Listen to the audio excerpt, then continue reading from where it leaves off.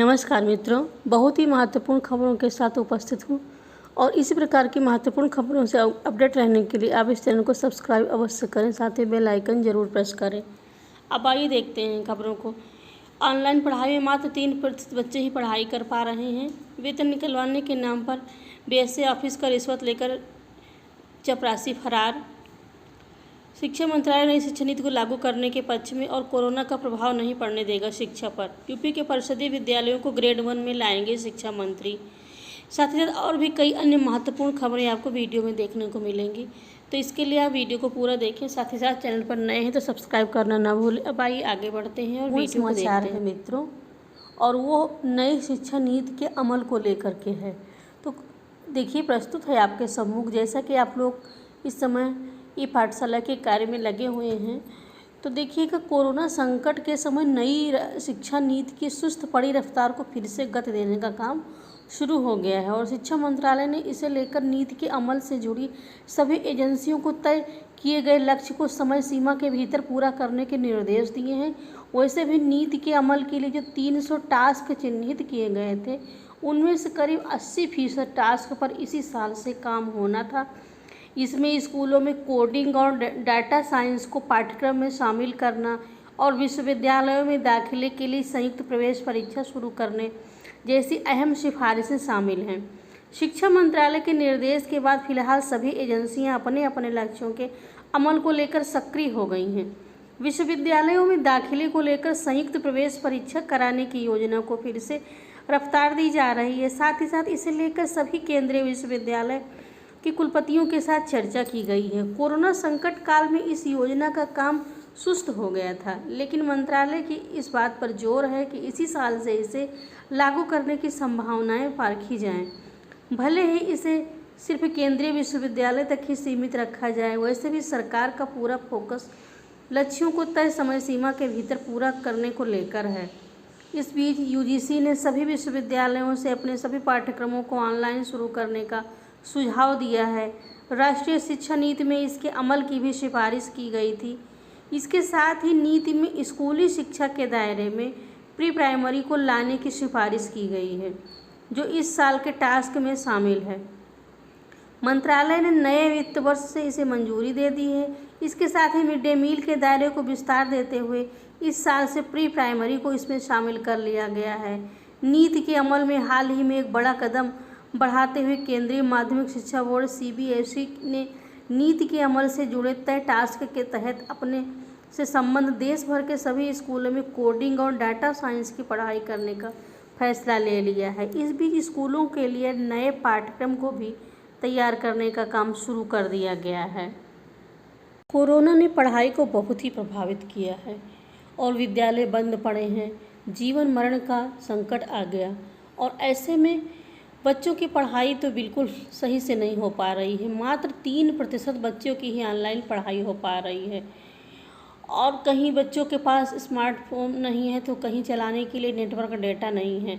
Television से भी पढ़ाई नहीं हो पा रही, क्योंकि प्राइमरी स्कूलों में पढ़ने वाले 95% बच्चों के घर में टीवी नहीं है। लखनऊ छोड़ अन्य जिलों के भी प्राइमरी विद्यालयों में पढ़ने वाले बच्चों के घरों में बिजली के कनेक्शन तक नहीं है।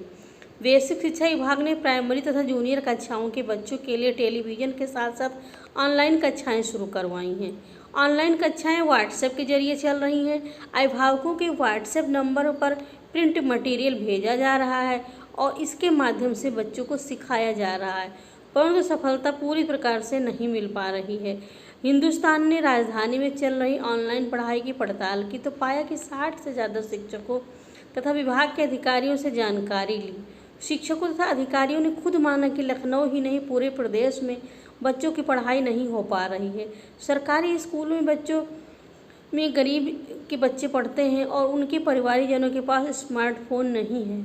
जिनके पास है उनके पास नेटवर्क डाटा नहीं रहता है। शिक्षकों ने बताया कि वो खुद बच्चों को जोड़ने का प्रयास कर रहे हैं, लेकिन 2 से 3% से अधिक बच्चे व्हाट्सएप से नहीं जुड़ पा रहे हैं। तो इस प्रकार ऑनलाइन शिक्षण की समस्या उत्पन्न हो रही है। खंड शिक्षा अधिकारी मान रहे हैं कि न के बराबर बच्चे पढ़ रहे हैं। राजधानी में एक खंड शिक्षा अधिकारी ने बताया कि 20 मई से बच्चों की ऑनलाइन पढ़ाई के लिए प्रयास में लगे हैं, लेकिन अभी तक जो रिपोर्ट मिल रही है उसमें न के बराबर पढ़ाई हो पा रही है। टेलीविज़न और व्हाट्सएप के जरिए पढ़ाई हो रही है। बच्चे टेलीविज़न से रोज़ पढ़ रहे हैं, शिक्षक भी इसमें लगे हुए हैं। रोज़ाना उनकी कक्षाएं टीवी पर 9 बजे से 1 बजे तक चलती हैं। लखनऊ में अच्छे से पढ़ाई हो रही है। पद से आई है और यहाँ पर नवनियुक्त शिक्षकों का वेतन लगवाने का भरोसा दिलाकर बीएसए ऑफिस की चपरासी ने जमकर धन उगाही की। उसके बाद वह रुपये व शपथ पत्र लेकर भाग गया। सूची में नाम नहीं आया तो शिक्षकों ने बीएसए से शिकायत की। वही यूनाइटेड टीचर्स एसोसिएशन ने रुपये वापस करने के लिए आंदोलन की चेतावनी दी है।